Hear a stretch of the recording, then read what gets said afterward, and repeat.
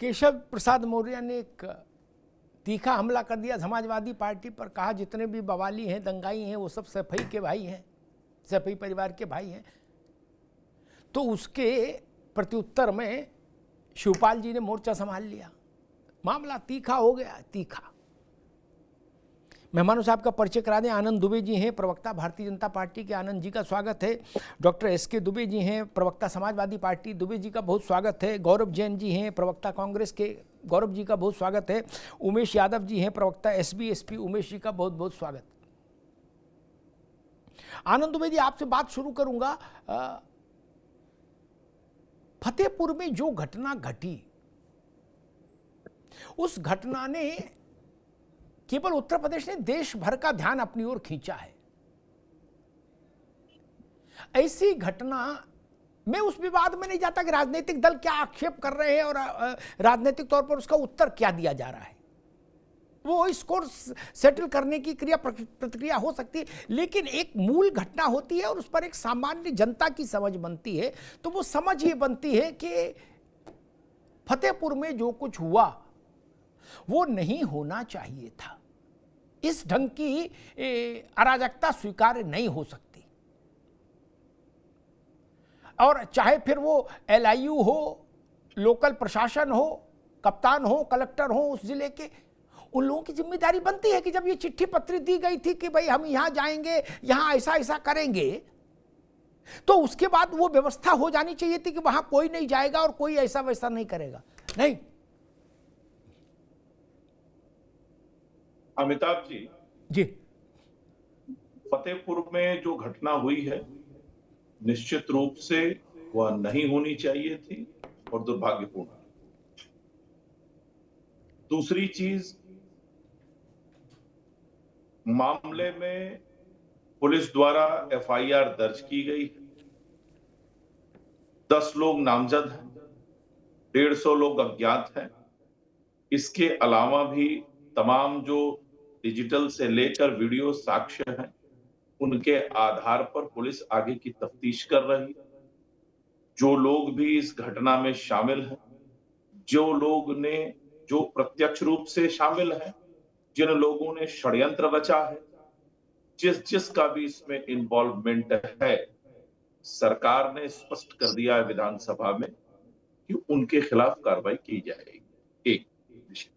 दूसरा, यदि इसमें लोकल प्रशासन की तरफ से कोई चूक है, कोई कमी है, उनकी लापरवाही की वजह से ऐसा हुआ है, तो निश्चित रूप से सरकार ऐसे अधिकारियों के खिलाफ भी कार्रवाई करेगी।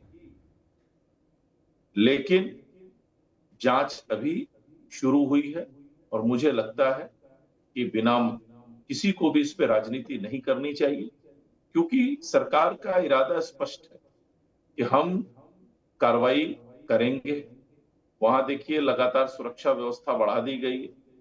जो भी घटनाक्रम हुआ है उसके बाद से किसी भी तरह की स्थिति खराब न हो, उसको लेकर सारी चाक चौबंद व्यवस्था है। तो मैं आपको यकीन दिलाता हूं चैनल के माध्यम से कि कोई भी व्यक्ति जो उत्तर प्रदेश में कानून को हाथ में लेने का काम करेगा, उसके खिलाफ कार्रवाई होगी, चाहे वो किसी दल का हो, किसी भी संगठन से जुड़ा हुआ हो, हम उसे छोड़ेंगे। ठीक बात आनंद जी। मैं दुबे जी के पास चलूं उससे पहले दो बात कहूंगा। मेरी अपनी जानकारी है कि स्थानीय प्रशासन को कुछ संगठनों ने चिट्ठी दी थी कि हम फला तारीख को जाएंगे, फला तारीख को जाएंगे, वहां अगरबत्ती जलाएंगे, धूप बत्ती जलाएंगे, ये करेंगे, वो करेंगे। उसके बाद वहां कोई नहीं जा पाए, ऐसी मंशा से ये सुनिश्चित कर लेना चाहिए था अधिकारियों को। 4 रास्ते हैं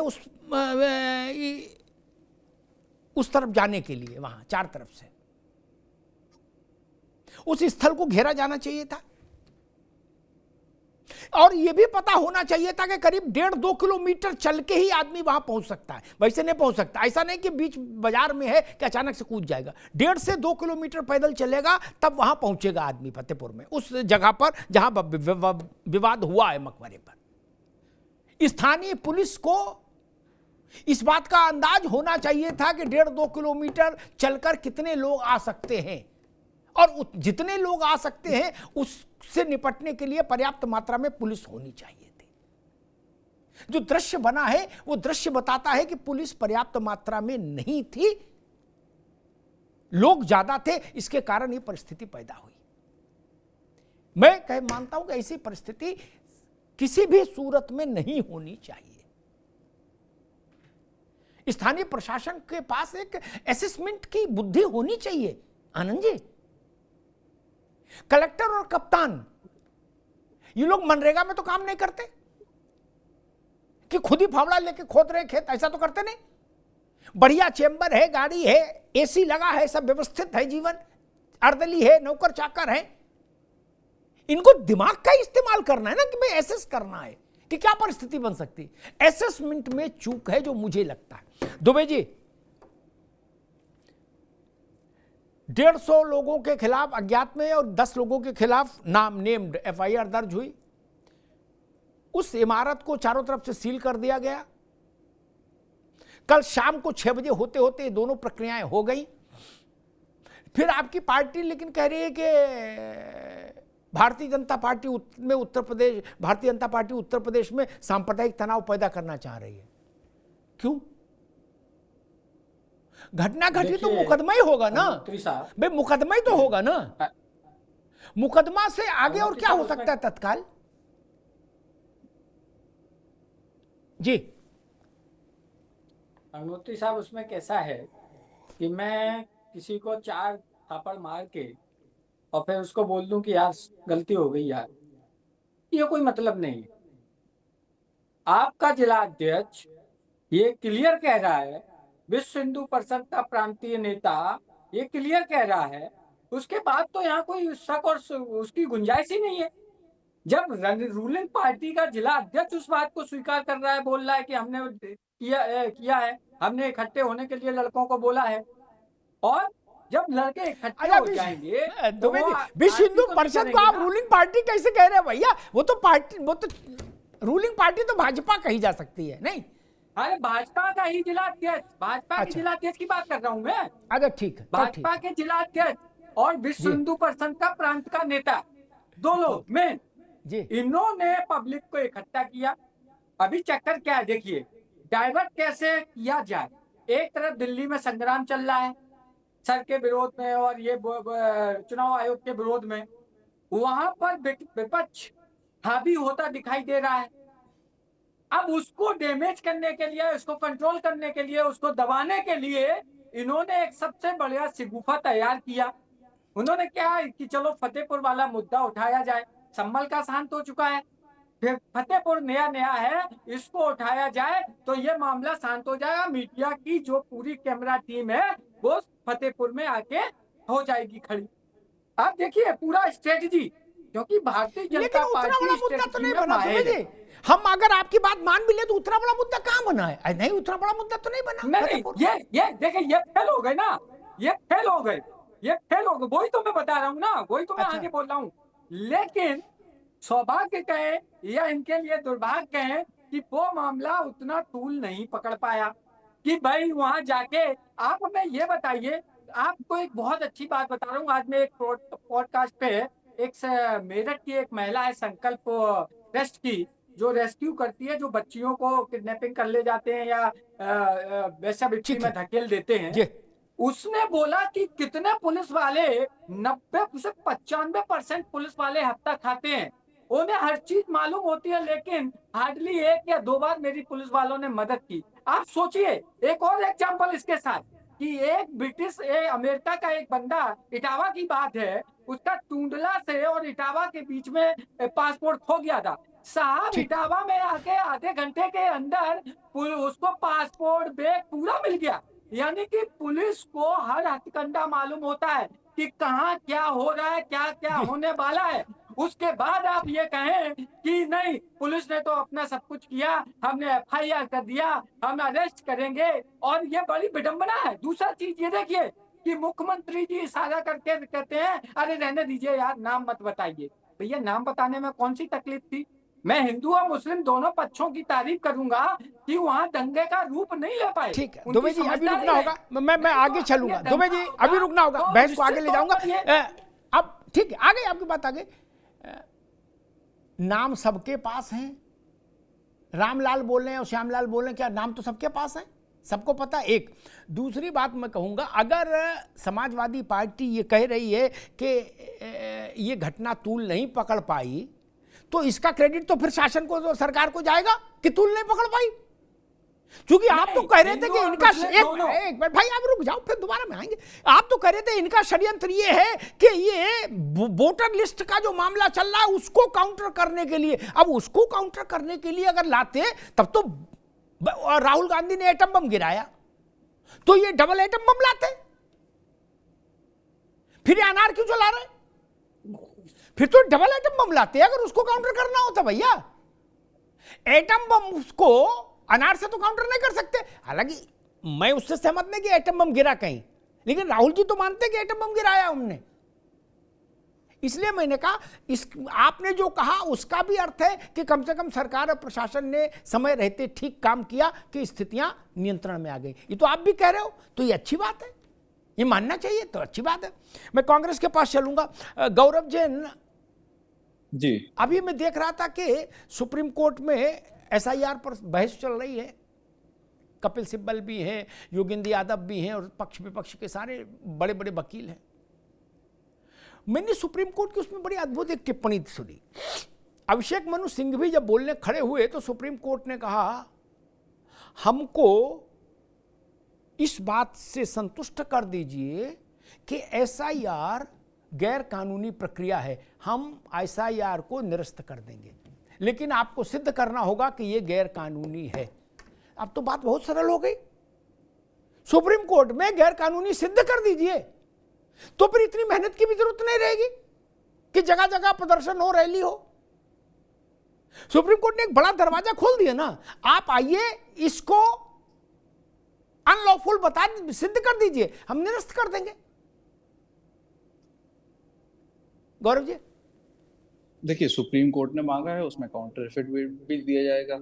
आज उन्होंने, सुप्रीम कोर्ट ने बोला आगे की तारीख दी है, तो उसमें काउंटर एफिडेविट दिया जाएगा और बताया जाएगा कि कहीं पर भी एसआईआर जो है उसका उल्लेख आरपी एक्ट में नहीं है। जहां पर भी रिवीजन होता है वोटों का, मैंने पिछली बार भी आपके डिबेट पे बताया था, उसमें स्पेशल इंटेंसिव जो आपका रिवीजन है उसका कोई प्रोविजन नहीं है। तो वो चीज जो है वो सुप्रीम कोर्ट में दे दी जाएगी और उसका हो भी जाएगा। दूसरी बात, जो प्रोटेस्ट है वो अभी एसआईआर के ऊपर तो हो ही रहा है, उसके साथ साथ जो वोटर चोरी हुई है जिसको 6 महीने लगे, जिसके बाद इलेक्शन कमीशन ने अपना फ्रॉड बाहर आने के बाद जो डिजिटल रोल थे उनको हटा के स्कैन कॉपी डाल दी ताकि कोई उनको सर्च ना कर सके, तो वो चीज के ऊपर आपको प्रोटेस्ट हो रहा है। किस तरीके से एक मास लेवल पे डिसइंफ्रेंचाइजमेंट हो रहा है लोगों का, जो लोगों के वोटिंग का अधिकार है, जो उनका मूलभूत अधिकार है, उसको खत्म करा जा रहा है। और उसके बाद में चोरी करके वोटों के एक फर्जी सरकार बनाई गई, फर्जी तरीके से बनाई गई, और जिसके कारण कि आज वो बैठे हैं। आप समझिए, ये 400 पार की बातें कर रहे थे, इतना फर्जीपना करने के बाद भी सिर्फ 240 सीटों पे आ पाए। अगर फर्जीपना नहीं करते तो मेरे हिसाब से इनकी हालत तो 50-60 सीटों पे सिमट के रह जाती। तो वही बात है, यूपी में ये 42 सीटों पे यहाँ पे हारे हैं। अगर यहाँ पे ये धांधली नहीं हुई तो मेरे हिसाब से 80 की 80 सीटों पे ये हारते। तो इसके ऊपर एक पूरा प्रोटेस्ट चल रहा है और लोगों को जागरूक करा जा रहा है, और हर व्यक्ति जो है वो किसी ना किसी तरीके से आहत है कि कैसे उसके जो मूलभूत अधिकार हैं उसके नाम का वोट कोई और डाल रहा है, या एक व्यक्ति जो है वो 5-5 जगह वोट डाल रहा है, एक व्यक्ति एक ही जगह 5-5 बार वोट डाल रहा है, अलग अलग नामों से डाल रहा है, अलग अलग स्टेट में डाल रहा है। तो इसके ऊपर पूरी प्रोटेस्ट चल रही है और लोगों का मुझे समझ में नहीं आता कि अभी मैं देख रहा था, तमाम टिप्पणियां देख रहा था, लोगों को देख रहा था, प्रोटेस्ट हो रहा है इलेक्शन कमीशन के अगेंस्ट में, बचाव कर रही है भाजपा। प्रोटेस्ट हो रहा है इलेक्शन कमीशन में, बयान दे रहे हैं नरेंद्र मोदी। और ये वही नरेंद्र मोदी हैं जिन्होंने 4 अगस्त शायद 2013 में खुद बोला था कि हम इलेक्शन कमीशन जो है वो अपने आप को सर्वे सर्वा ना समझे, वरना हमें भी उन्हें सबक सिखाना आता है।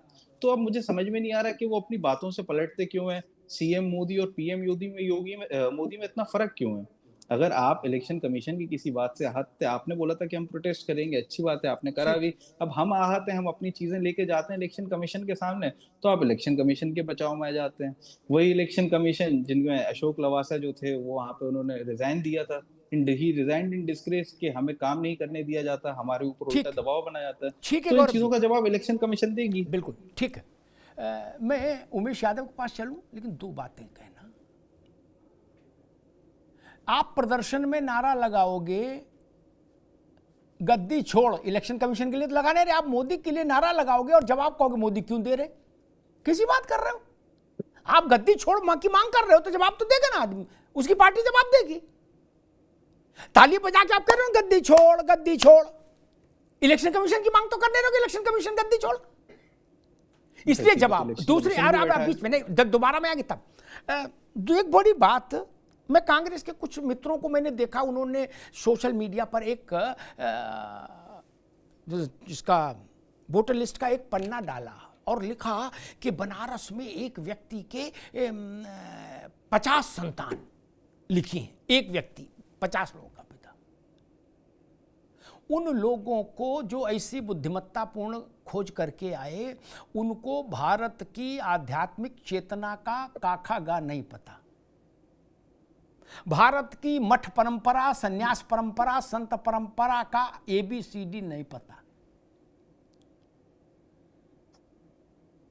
उनको पता ही नहीं। वो समझे कि ये हमने कोई बड़ी अलौकिक चीज खोज ली, एक आदमी का 50 जगह नाम, 1000 जगह भी हो सकता है। गुरु ही सारे शिष्यों का अभिभावक हो गया, पिता हो गया, पुराने जीवन का सारा चिन्ह मिट गया भाई। जैविक पिता कौन थे, खत्म हो जाता सन्यास के बाद, पता ही नहीं। इसीलिए मैं कह रहा हूं नादान की दोस्ती जी का जंजाल, फंसा राहुल गांधी को देते हो। और मैं समझ नहीं पा रहा, अगर आनंद दुबे को फर्जीवाड़ा करना था तो अयोध्या हारने में के लिए फर्जीवाड़ा किया कि अयोध्या हार जाए। अगर कई कई लाख, कई कई करोड़ वोट दंड फंद से आ जा रहे थे तो अयोध्या कैसे हार जाते? नहीं ना। जब 2014 में मोदी जी चुनाव लड़े कांग्रेस के शासन में तो 300 पार गए, और जब 2024 में अपने शासन में चुनाव लड़े जिसमें कहा जा रहा है कि उनने बहुत भारी भ्रष्टाचार किया वोट में, तो 240 रह गई। ऐसा तो कोई बुड़बक नहीं होता भैया, इतनी समझ तो सबको होती है। और जिसके पास खेल की समझ होती है वो 240 क्यों, 340 क्यों नहीं, 240 क्यों, 340 क्यों नहीं? ये तमाम चीजें हैं जो पब्लिक डोमेन में उत्तर की प्रतीक्षा करें। उमेश यादव, वही प्रश्न है कि अभी कांग्रेस के प्रवक्ता ने कहा कि भाई सुप्रीम कोर्ट जो मांगेगा हम देंगे, एफिडेविट देंगे और वहां बात करेंगे। मैं एक दूसरी बात कहता हूं, इससे पहले ईवीएम पर खूब रार हुई, राहुल जी ने अपना जीवन के कुछ वर्ष ईवीएम पर दिए, संघर्ष हुआ, मुकदमा सुप्रीम कोर्ट गया, सुप्रीम कोर्ट ने ईवीएम को पाक साफ घोषित किया। अब ईवीएम की जान छूटी, ये तो भला हुआ एसआईआर का, कम से कम ईवीएम की जान छूटी। अब एसआईआर भी सुप्रीम कोर्ट में है। मान लीजिए ईवीएम जैसा ही फैसला सुप्रीम कोर्ट का आ गया एसआईआर पर, तब क्या होगा?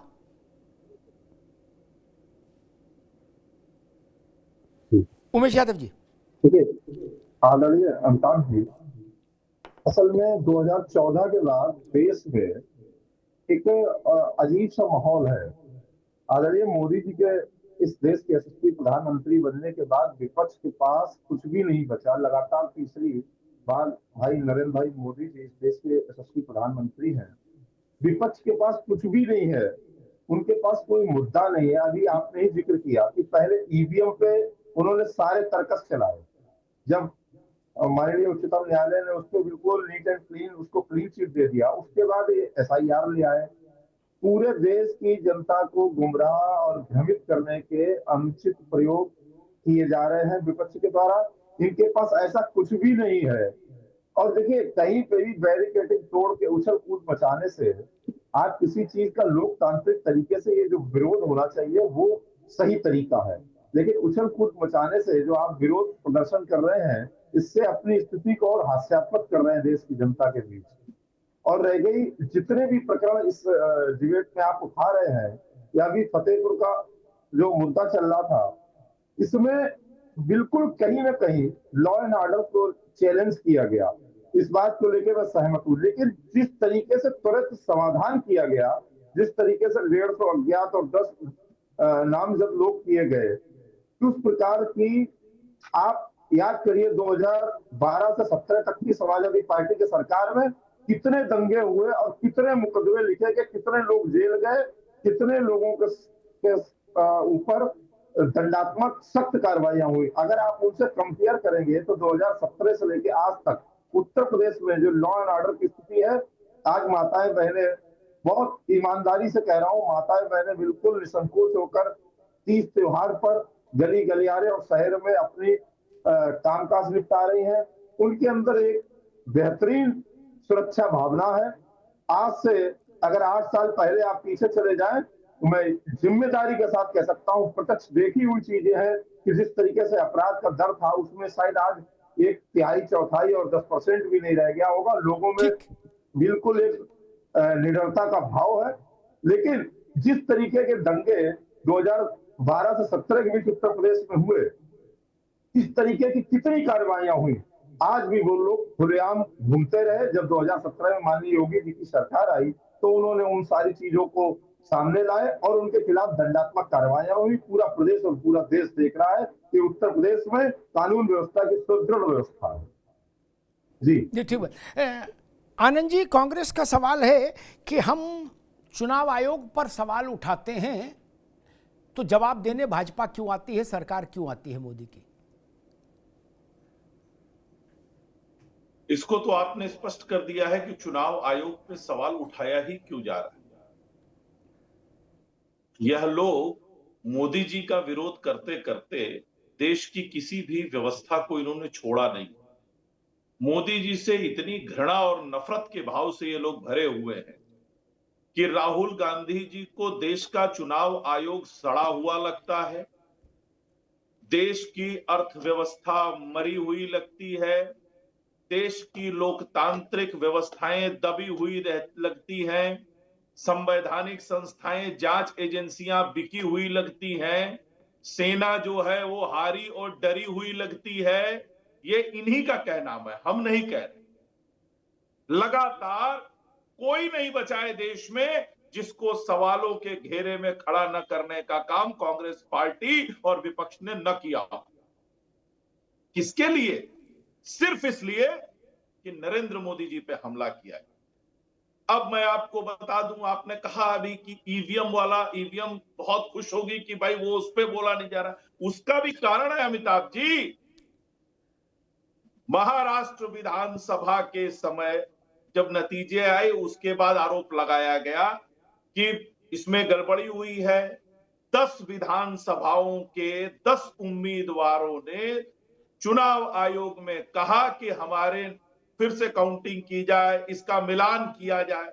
17 जून 2025 को चुनाव आयोग ने इसके लिए हामी भरी, दिशा निर्देश जारी किए और 10 उम्मीदवारों के इलाके के जब बीसी यानी ballot control unit, CU control unit और वीवीपैट तीनों का मिलान किया गया और तीनों के जो परिणाम आए उनमें कोई अंतर नहीं था। और इस दौरान 10 में से 8 उम्मीदवार स्वयं अपने प्रतिनिधियों के साथ मौजूद थे, 2 उम्मीदवार उसमें नहीं आए। उस पर ये नहीं बोलेंगे, इसीलिए हर बार ये हारते हैं, हर बार अपने ही तर्कों से भागते हैं। और बता दूं, राहुल गांधी जी का बयान सुन लीजिए। 18 जनवरी को कहते हैं महाराष्ट्र में 1 करोड़ वोटों की चोरी हुई, 3 फरवरी को कहते हैं 40 लाख वोटों की चोरी हुई, 7 फरवरी को कहते हैं 39 लाख वोटों की चोरी हुई और फिर कह रहे हैं 1 करोड़ वोटों की चोरी हुई। सुप्रीम कोर्ट, अरे इलेक्शन कमीशन की वेबसाइट पे जाके आप चेक करिए, स्पष्ट रूप से है कि लोकसभा और विधानसभा के बीच में 40 लाख वोट पड़े हैं। और ये पहली बार नहीं बढ़ा है। मैं आपको 2004 से लेकर आज तक 2019 तक के आंकड़े बताता हूं। 2004 में लोकसभा और विधानसभा के बीच में 29 लाख वोट पड़े, 29,53,000। 2009 में 30,16,000, 2014 में 29,27,000 और 2019 में 11,61,000। यह पहली बार नहीं हुआ है। हर बार लोकसभा और विधानसभा के बीच में पड़ा है। इन्होंने कहा कि रिप्रेजेंटेशन ऑफ पीपल्स एक्ट में इसका कहीं प्रावधान नहीं, तो इनको यह बताना चाहिए कि 1952 से लेकर और 2003, 4, 5 तक जो एसआईआर देश के अलग अलग हिस्सों में हुए वो क्या असंवैधानिक थे? और अगर असंवैधानिक थे तो आप सत्ता में थे, आपने क्यों होने दिया? आप तो संविधान की रक्षा करने वाले हैं, फिर आपने असंवैधानिक तरीके से एसआईआर देश के अलग अलग राज्यों में क्यों होने दिया? कितना झूठ बोलते हैं आप। आर्टिकल 324, अमिताभ जी, आर्टिकल 324 पूरी तरह से चुनाव आयोग को इस बात की परमिशन देता है। और आइए रिप्रेजेंटेशन ऑफ पीपल्स एक्ट में आप जाइए और आर्टिकल 21 में, उसमें representation of people's act article 21 में यह प्रावधान है कि चुनाव आयोग स्पेशल रिवीजन कर सकता है। कितना झूठ बोलते हैं टीवी पे बैठ के आप। इस तरह की बातें न करिए। और ठीक है, एक बात दुबे, और रुकना आपको होगा। मैं दुबे जी के पास चलूं। 30 सेकंड अमिताभ जी। जी जी, ये राहुल गांधी की रीलॉन्चिंग की आखिरी कोशिश। ठीक है। Angry young man style fail, किसान ठीक वाला है। स्टाइल आनंद जी फेल, अभी रुकना होगा। और ट्रैक्टर वाला तमाम फेल। ठीक है। अब ये नई लॉन्चिंग की कोशिश है। एसआईआर इस बार नहीं भी फेल होना है। चाहिए। और आपको बता दूं, इसके ठीक, बाद आनंद जी भारत अभी में रुकना होगा। निशान नहीं है, कहीं बाहर जाना एसआईआर पड़ेगा। नहीं होना चाहिए, ये विषय लेके सुप्रीम कोर्ट में पहले गए हैं लोग। सुप्रीम कोर्ट ने कहा था एसआईआर कानूनी तौर पर हो रहा है, चुनाव आयोग को ऐसा करने का अधिकार है, एसआईआर होगी, उसमें कुछ विसंगतियां मिले तो हमारे पास आइएगा, तब हम एग्जामिन करेंगे। एसआईआर कानूनी नहीं है, यह बात तो सुप्रीम कोर्ट ने तभी खारिज कर दी थी जब विपक्षी लोग गए थे कि बिहार में एसआईआर को रोक दीजिए, तो सुप्रीम कोर्ट ने कहा था नहीं रोकेंगे। अब या तो सुप्रीम कोर्ट को जनप्रतिनिधित्व कानून की समझ नहीं, विषय खैर। दुबे जी, राहुल जी का एक वक्तव्य मैं सुन रहा था, उन्होंने कहा चुनाव आयोग मर चुका, डेड, गॉन हो गया। क्या हम ये माने कि अब मृत चुनाव आयोग द्वारा कराए जाने वाले चुनावों में आप लोग भाग नहीं लेंगे? क्योंकि जब व्यवस्था ही मर गई तो उसमें भाग लेने से फिर क्या लाभ? नहीं दुबे जी, क्या ऐसा कोई फैसला कर सकते हैं आप लोग कि जब जिंदा चुनाव आयोग बनेगा तो हम लोग लड़ेंगे, अन्यथा मृत में नहीं लड़ेंगे? दुबे जी नहीं, देखिए, जब कोई चीज बीमार होती है तो उसे सही करने का प्रयास किया जाता है। बीमार नहीं बताया, मैं उनके शब्द उद्धृत कर रहा हूं। उन्होंने कहा मृत, डेड। बीमार को, अरे रुक जाओ भैया, बीमार को ठीक कर सकते हो, मरे को जिंदा थोड़ी नहीं कर सकते यार। संजीवनी विद्या थोड़ी नहीं जानते हो जी। सुनिए, मेरे सामने का एग्जांपल आज मैं आपको उदाहरण दे रहा हूँ हॉस्पिटल का। एक बंदा था आईसीयू में, उसको मृत घोषित कर दिया था। जी, ये कहानी कहाँ सुनवा रहे हैं? अरे मुद्दे पे अरे पूछिए ना। काल्पनिक ये नहीं है, हॉस्पिटल सामने कहानी की बता बता रहे रहा हूँ महाराज। मैं सामने की बात आ रहा हूँ, सामने की आंखों देखी बात बता रहा हूँ। डॉक्टर को सलाम करता हूँ, उस डॉक्टर को। नहीं, इस बात को कोई तर्क नहीं ना दुबे जी, कैसे बात कह रहे हो आप? धोना चालू हो गया और उसको कफन डाल दिया। लेकिन एक डॉक्टर, वहाँ लेडीज डॉक्टर आई, उसने अपना पूरा कोशिश किया और वो बंदा जिंदा हुआ। और 4 दिन बाद या 5 दिन बाद उसको डिस्चार्ज किया गया। कहने का मतलब ये है कि ये मृत जो अरे आप चुनाव लड़ोगे कि नहीं लड़ोगे, हम ये पूछ रहे हैं। इसको दुबे जी, आप उसी चुनाव डॉक्टर लड़ोगे साहब कि को नहीं, हम ये लेकर पूछ रहे हैं। फिर राहुल गांधी जी के पास और कह दीजिए कि कांग्रेस पार्टी को का इलाज कराना उसी से। यही लोकतंत्र की ताकत है। लोकतंत्र ऐसे नहीं मर जाएगा। लोकतंत्र में सबको नहीं, अधिकार है आपने अपनी बात announce- कहने का।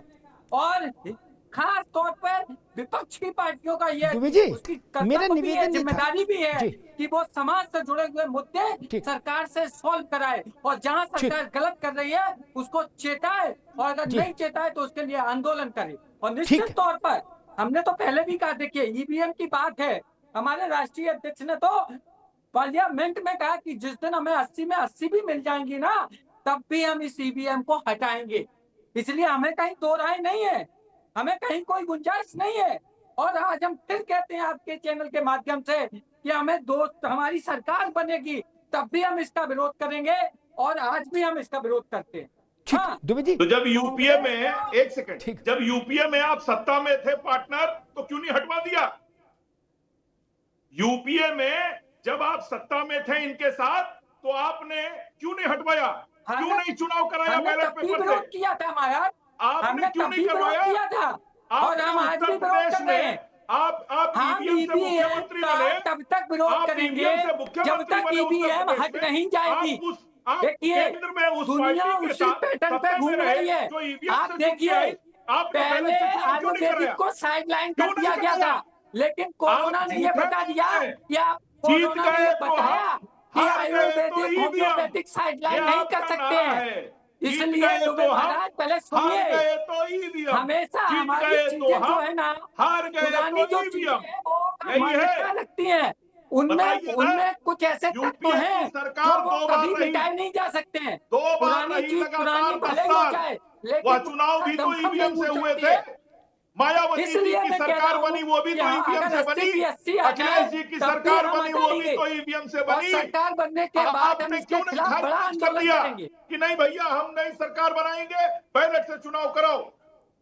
आपको अरे कांग्रेस पर दबाव हम आपको बनाना पूरी चाहिए था आजादी दे दें, जब आप हम सत्ता में आपको थे पूरी आजादी कि दे बैलेट दें, से चुनाव आपके कराइए, मनमानी करने बैलेट से के लिए कराइए। क्यों हम नहीं आपको कराया? खुली छूट दे दें। नहीं, आप खुली छूट दे लोग दें आपको पंचायत चुनाव आपको बैलेट हम से होता खुली है, छूट उसमें नहीं दे हारते पाएंगे। हैं। आप विपक्ष का लोग ये निकाय काम है चुनाव होता कि है बैलेट सरकार से, पे उसमें लगाम हारते रखे, हैं। आप लोग लगाम प्रधानी का रखे चुनाव सरकार होता पे, है बैलेट से, उसमें ताकि हारते हैं। चाहे जो सुनिए, चुनाव हो, समाजवादी ताकि पार्टी सिर्फ सरकार हारना कोई भी जानती है गैर रीत के और काम नहीं लोगों करे, को कोसना समाज जानती है से और संबंधित अपने काम हार करे, की इसलिए जिम्मेदारियां विपक्ष बिठाया दूसरों जाता पर है। थोपना जानती है। हमारी जनता इसके बड़ी अलावा होशियार है आपका कोई और काम नहीं। हमारा लोकतंत्र होशियार है। लोकतंत्र और में पक्ष और विपक्ष ऐसे ही नहीं जनता बिठाया में गया है। आप अपनी विश्वास खो अरे चुके सुनिए, हैं।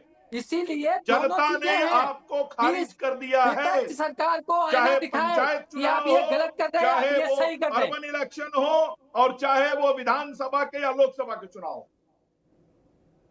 ठीक, दोनों मित्रों को रोकूंगा, भाजपा को भी, समाजवादी पार्टी को भी। मैं कांग्रेस के पास चलूंगा, गौरव जैन जी के पास। गौरव जी, एक ऐसे ही राजनीतिक आंदोलन ईवीएम के खिलाफ खड़ा हुआ, उसकी लानत मलानत हुई, मामला सुप्रीम कोर्ट आया, सुप्रीम कोर्ट में खूब धुआंधार बहस हुई, बड़े बड़े विद्वान आए, अपने अपने मत अभिमत रखे, प्रशांत भूषण जैसे लोगों ने घंटों बहस की और अंत में भारत की सबसे बड़ी अदालत ने निर्णय सुनाया, ईवीएम पाक साफ बरी हुई। ठीक, अब ये एसआईआर गया है उसी अदालत में। अगर ईवीएम जैसा फैसला, अगर लगा रहा हूं, एसआईआर पर आ गया तो फिर आपकी रणनीति क्या होगी आगे? मान लीजिए चुनाव आयोग ने कहा कि, अरे सुप्रीम कोर्ट ने कहा कि चुनाव आयोग ये जो प्रक्रिया कर रहा है ये करने का उसको वैधानिक अधिकार हासिल है, तो फिर उसके आगे फिर क्या आपकी राजनीतिक अभियान क्या रहेगा? क्योंकि तो कोर्ट ऑफ द लॉ है, हाईएस्ट कोर्ट है, लैंड ऑफ द लॉ है, उसके बाद तो कोई दूसरा कोर्ट बचता नहीं। गौरव जैन जी, ये देखिए, सबसे पहले तो उन्होंने बात करी थी आर्टिकल 21 की आरपी एक्ट में। आरपी एक्ट में आर्टिकल नहीं होता, सेक्शन होता है। 21 में उन्होंने बात करी, एक बार जरा दिखा दीजिए कि कहाँ पर यहाँ पे एसआईआर लिखा है। वहाँ पे समरी रिवीजन लिखा है, स्पेशल एसएसआर लिखा है, स्पेशल समरी रिवीजन, और दूसरा लिखा है इंटेंसिव रिवीजन। एसआईआर का कहीं पर जिक्र नहीं है। एसआईआर जो होता है वो जीओ के थ्रू होता है, गवर्नमेंट ऑर्डर के थ्रू, जिसका यहाँ पे एक्ट में कोई वो नहीं है। दूसरी बात, जो एसआईआर होता है वो तब होता है जब मास माइग्रेशन हो या फिर एक्स्ट्रा। तो अमिताभ जी इनसे पूछिए कि इससे पहले जितने एसआईआर हुए वो असंवैधानिक थे। अरे सुन तो लो यार, जब हमने बोला था तब आपने नहीं बोला था ना, तो आप एक बार सुन लीजिए। पूछूंगा, वो जवाब सुन लिया जी, है ना। तो उसके बाद एसआईआर जो होते हैं वो तब होते हैं जब जैसे किसी एरिया में बहुत भयंकर बाढ़ आ गई या कुछ एकदम ऐसे भूस्खलन हो गया, कुछ हो गया, गिने चुने एरिया में हो, तो पूरे स्टेट में नहीं। अभी यहाँ पर जो कराया था, लास्ट टाइम रिवीजन कराया था, वो आपका लोकसभा चुनाव में कराया था। उस लोकसभा चुनाव से लेकर के अभी तक वहां पर जो सीएसडीएस की रिपोर्ट थी उसमें था कि कोई भी ना मास माइग्रेशन है, ना कोई उसमें ऐसा ट्रेंड है जो वो करे कि पॉपुलेशन जो है वो मूव करिए एक जगह से दूसरी जगह।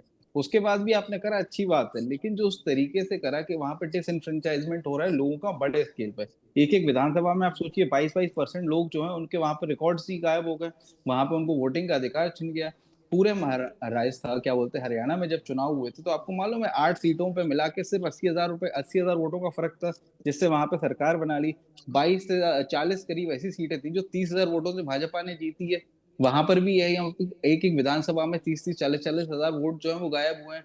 एक एक इलाके में, अभी आपने बात करी बहुत बड़ी गुरुकुल परंपरा की कि वहां पे 100, 50, 200 बच्चे होते हैं। कौन सी गुरुकुल परंपरा में IJKF LM नाम का सरनेम होता है, जरा ये भी बता दीजिए। ये तो हमने कभी गुरुकुल देखा नहीं, जो अगर आपने देखा हो बता दीजिए। 124 साल की महिला जो एकदम देखने में जवान लगती है, वो कौन से आयुर्वेद के कौन से गुरुकुल में उसको हुट्टी मिलाई जाती है जो एकदम वैसी दिखती है। एक ही आदमी 4-4 जगह वोट डालता है, वो कौन सा यंत्र है जिसके थ्रू वो यहाँ पे 4-4 जगह करता है। तो एक जगह सरकार का बचाव करना एक बात है, इलेक्शन कमीशन का एक जगह बचाव है, और ये बात समझिए कि ये भी नहीं है कि ये जो वोट हैं जो सिर्फ कांग्रेस को जा रहे हो। बात ये है कि यहाँ पे लीगैलिटी की बात है, गौरव जैन, मैंने मूल प्रश्न अधिकार की पूछा, है। हो सकता है कि अगर सुप्रीम कोर्ट का निर्णय ईवीएम की तरह का आ गया तो फ्यूचर कोर्स ऑफ एक्शन क्या होगा, उस पर थोड़ी सी प्रकाश डाल दीजिए, मैं आगे चलूं। देखिए प्रकाश, मैं आपको डाल देता हूँ। यहाँ पर जो वहां पे बहस हो रही है वो SIR के ऊपर हो रही है, जो प्रोटेस्ट हो रहा है वो इलेक्टोरल फ्रॉड के ऊपर हो रहा है। दोनों अलग अलग चीजें हैं। अगर SIR के ऊपर यहाँ पे निर्णय आ भी गया तो उसके बाद देखेंगे कोर्ट ऑफ अपील में वहां पे अपील करेंगे, या फिर अगर हो सकेगा तो पार्लियामेंट में उसके अगेंस्ट में मोशन लाएंगे। इस चीज को, अगर कोई भी चीज इलीगैलिटी हो रही है, ये मतलब नहीं है कि एक बार अगर कोई चीज हमारे अगेंस्ट में चलेगी तो उसके खिलाफ हम प्रोटेस्ट नहीं करेंगे। प्रोटेस्ट करना हमारा मूलभूत अधिकार है, और ये तो अरुण जेटली ने संसद के पटल पर खड़े होकर बोला था कि प्रोटेस्ट जो पार्लियामेंट्री राइट में सबसे सर्वोपरि है, आप उसको छीन नहीं सकते। तो हम तो इन्हीं से सीखा है, और ये वही लोग हैं आज ये हमारे ऊपर बोलते हैं ईवीएम के ऊपर। 2009 में लालकृष्ण आडवाणी ने तो किताब लिखी थी शहनवाज हुसैन के साथ, उसका विमोचन करा था कॉन्स्टिट्यूशन क्लब में कि हमें हटा देना चाहिए। उस टाइम पे कहाँ गए थे? और नरेंद्र मोदी ने भी तमाम सवाल उठाए थे इलेक्शन कमीशन के ऊपर उसके टाइम पे। तो जो आदमी होता है, जिसको लगता है गलत होता है, वो जाता है, अपील करता है। आज हम कर रहे हैं, कल के दिन आप करेंगे, सत्ता से हट जाएंगे तो। ठीक ठीक। उमेश यादव जी, हम ईवीएम पर सुप्रीम कोर्ट, कहना सरल है कि कोर्ट का फैसला कुछ भी आ जाए हम तो अपने धुन में चलेंगे, कहना सरल है, धुन में जान नहीं बचती। चलने को तो कोई भी चल सकता है, लेकिन धुन में जान नहीं बचती। ईवीएम पर जान नहीं बची सुप्रीम कोर्ट के फैसले के बाद, फिर उस पर कभी मजमा नहीं जोड़ पाए, उस पे मजमा कभी नहीं जोड़ पाए। वो विषय खत्म हो गया जनता के संज्ञान में, बात खत्म हो गई। बोले सुप्रीम कोर्ट ने कह दिया ईवीएम ठीक है, बात खत्म। बोले झूठे कह रहे। ये ऐलान कर देना कि सुप्रीम कोर्ट कोई फैसला दे हम तो अब युद्ध जारी रखेंगे, ठीक है, युद्ध से करंट गायब हो जाता है। उमेश जी, मैंने देखा युद्ध से प्राण निकल जाता है, युद्ध तो जारी रहता है, प्राण निकल जाता है, निस्तेज हो जाता है युद्ध। हमने जाने कितने राजनीतिक युद्ध निस्तेज होकर प्राण तोड़ते देखे चौराहे पर। चौकीदार चोर है, पेगासिस, राफेल और ईवीएम, 4 तो हाल में ही देख लिए 10 साल के भीतर। 4 राजनीतिक अभियान छटपटाकर चौराहे पर प्राण तोड़ते हमने देखा, देश ने देखे। उमेश यादव जी, देखिए आदरणीय अमिताभ जी, हमारे समाजवादी पार्टी के साथी ने भी और कांग्रेस के गौरव जी ने भी आपके मूल प्रश्न का उत्तर नहीं दिया कि यदि SIR का भी वही हाल होता है माननीय उच्चतम न्यायालय में जो कि ईवीएम के साथ हुआ, तो वो आगे क्या चुनाव प्रक्रिया में भाग लेंगे, अथवा बिल्कुल सब कुछ ठीक हो जाने के बाद ही चुनाव प्रक्रिया में भाग लेंगे? ये आपका मूल प्रश्न था। दोनों साथी इस सवाल के उत्तर से भाग गए।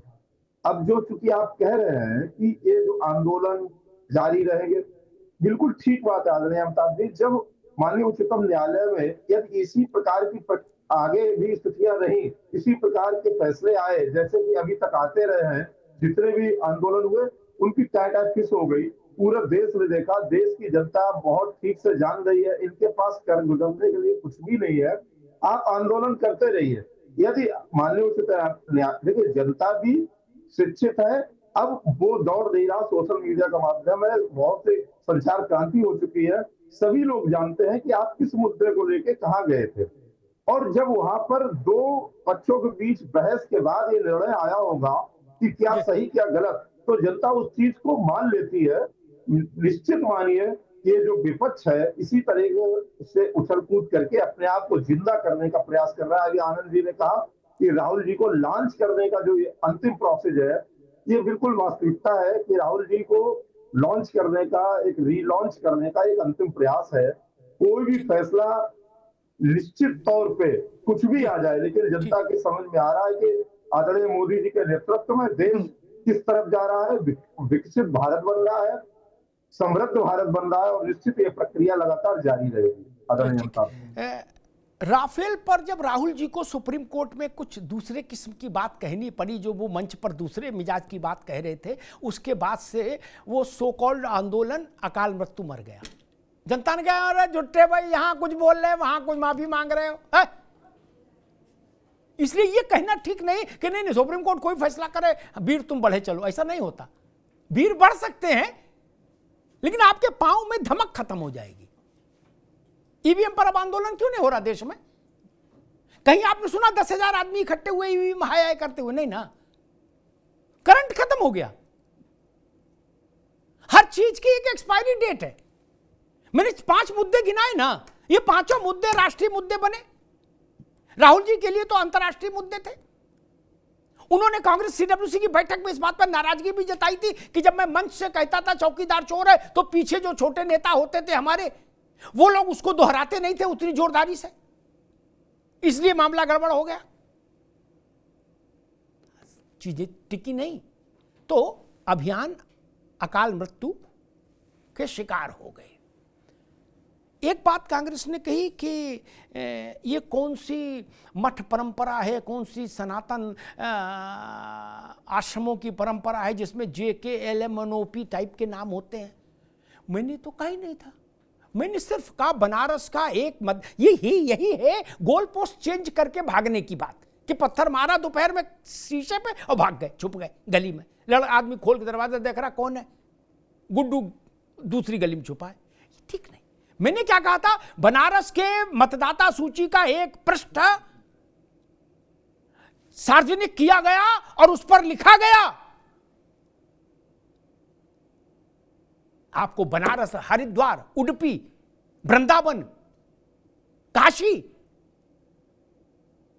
अयोध्या, यहां के इस आश्रमों की व्यवस्था संत परंपरा का ज्ञान ही नहीं है। नहीं तो ऐसी टिप्पणी नहीं करते छोटी हल्की कि ये कौन सी परंपरा है JKLMNOP। हमने तो कहा नहीं ये परंपरा है। आप ऐसे शब्दों का इस्तेमाल दूसरे धर्म के व्यवस्थाओं के लिए नहीं कर सकते, नहीं कर पाएंगे, सकते नहीं, कर भी नहीं पाएंगे मारे डर के। आप कह रहे हो कौन सा गुरुकुल है, कौन सा मठ है, ये शैली होनी चाहिए भारत में। आप लंदन से आए, किसी भाषा बोली जा रही है जो भारत का मूल आत्म तत्व है। दूसरे धर्म कब आए भारत में? वो तो पैदा ही 1500 साल पहले हुए। हम भारत को लांछित करना चाहते हैं। कहा जा रहा कौन सा आयुर्वेद का वो खा लिया उस महिला ने, 124 साल की है, 424 साल की है, जांच कराइए, उसके खिलाफ एप्लीकेशन दीजिए। लेकिन आपको यह कहने का अधिकार किसने दे दिया? ये सी नासमझी की बातें मत करिए कि ये कौन सी मठ परंपरा है भारत की। आपको नहीं पता, यहां तक तो ठीक है कि भाई मुझे मठ परंपरा नहीं पता, लेकिन आप उस पर आक्षेप करें, यह स्वीकार्य नहीं होगा। एक बात और आई कि फलाने 100 वोट से जीते, ढिकाने 200 वोट से जीते, और 30 सीटें ऐसी थी जो 5000 से नीचे जीती, 20 सीटें ऐसी थी जो इतने से कम जीते। शायद दुबे जी ने भी कहा और गौरव ने भी कहा। ऐसा हर चुनाव में होता है। 52 से लेके आज तक के चुनाव के रिकॉर्ड उठा के देख लो दुबे जी, ठीक ना, अब सब गूगल पे। हर चुनाव में ऐसा ही होता है। बहुत सारी सीटें तो ऐसी होती हैं जो 150 वोट से हार जीत हो जाती है। तो क्या करिएगा? नहीं मानेंगे उनको। 30% से नीचे में, सुन लो दुबे जी, 30% से नीचे वोट में कांग्रेस ने सरकार बना ली एक बार, तो उस सरकार को अवैध घोषित कर दें कि 30% तो मिला, 33 में तो पास होता बच्चा। दुबे जी, कॉफी पीने के साथ साथ इसको भी समझ लो, क्या वो अवैध सरकार थी? नहीं ना। हाँ ना बोलो भैया जल्दी से, वो अवैध थी? नहीं ना। ये थ्योरी कोई बोल सकता है, ना समझी बोल सकता है कि हम तो 51 पे जीता मानेंगे, नहीं तो नहीं मानेंगे, तुम्हें हवाई कसम। ऐसा तो कोई ना समझी बोल सकता है ना। मैंने कुछ बड़े नेताओं को सुना, हमारी सरकार इसलिए नहीं बनी, 5 लाख वोटों से हमारी सरकार छीन ली गई। अरे 10 वोटों से भी सरकार छीनी जा सकती है। 10 लोग एक एक वोट से जीत जाएं और आपकी सीटें कम हो जाएं तो क्या दिक्कत है? नहीं मानेंगे। कांग्रेस के, समाजवादी पार्टी के तमाम बड़े नेता थिन मार्जिन से जीतते रहे तो उनको हारा हुआ घोषित कर दोगे क्या यार? लोकतंत्र की यही तो खूबसूरती है। 100 वोट का मैदान है, 10 ही वोट पड़े, उसमें जिसको 6 मिल गए वो जीत गया बाबू। तो आप कहोगे 6 वोट पर सरकार बनाएंगे? हां जी। और एक बात कहूं, इस बात की तरफ पड़ताल करना सब लोग, इस देश में कितनी बार, दुबे जी आप भी, इस देश में कितनी बार 51% पर सरकार बनी है, जरा पता करना, ठीक ना? लोकतंत्र क्या कहा जाता है? 51 और 49 की व्यवस्था है, यही ना कहा जाता है, मेजॉरिटी माइनॉरिटी। 51% वोट के साथ कितनी बार सरकारें बनी है, जरा पता करिएगा। तो अगर नहीं बनी, और कितनी राज्य सरकारें बनी?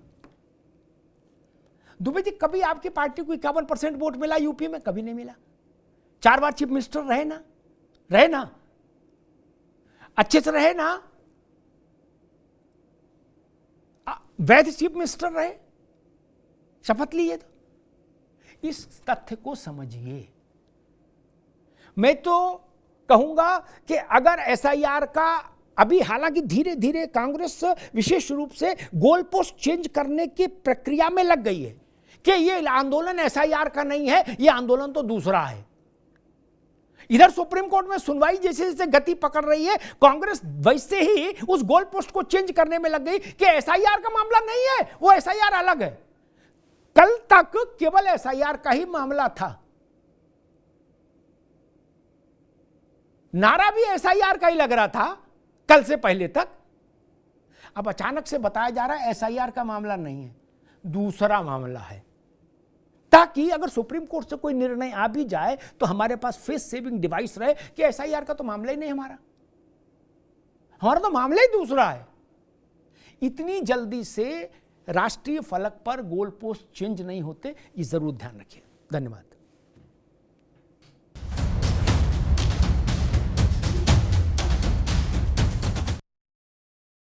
अब उत्तर चाहिए ब्रॉट टू यू बाय आरप्योर का हल्दी मसाला, मिर्च धनिया करे कमाल, सबका राजा आरप्योर मसाला। मेरे पास है आरप्योर पाव भाजी का मसाला, आरप्योर पाव भाजी मसाला, पाव भाजी को टेस्टी बना डाला, सबका राजा आरप्योर मसाला। अरे श्रीमती जी, कुछ तो सस्ता लो, बचत करो। नहीं श्रीमान जी, सब बढ़िया लो, रहने दीजिए। इसमें क्या खास बात है? थोड़े में ज्यादा स्वाद, यही तो है इसकी खास बात। वाओ मामा, क्या स्वाद है। अरे मेरे राजा, सबका राजा आरप्योर मसाला। दादी के हाथों का जादू और खुशबू से महकता घर, माँ की मुस्कुराहट और खाने की सुगंध। MDH गरम मसाला, क्योंकि हर रिश्ता है स्वाद से जुड़ा। थोड़े में ज्यादा स्वाद, यही तो है इसकी खास बात। वाओ मामा, क्या स्वाद है। अरे मेरे राजा, सबका राजा आरप्योर मसाला।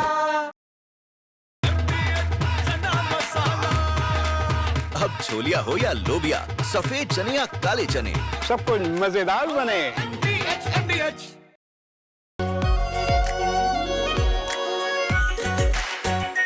आरप्योर शाही paneer masala, delicious, healthy everyday. ये सीक्रेट रेसिपी MDH का जीरा सिप जल जीरा मसाला।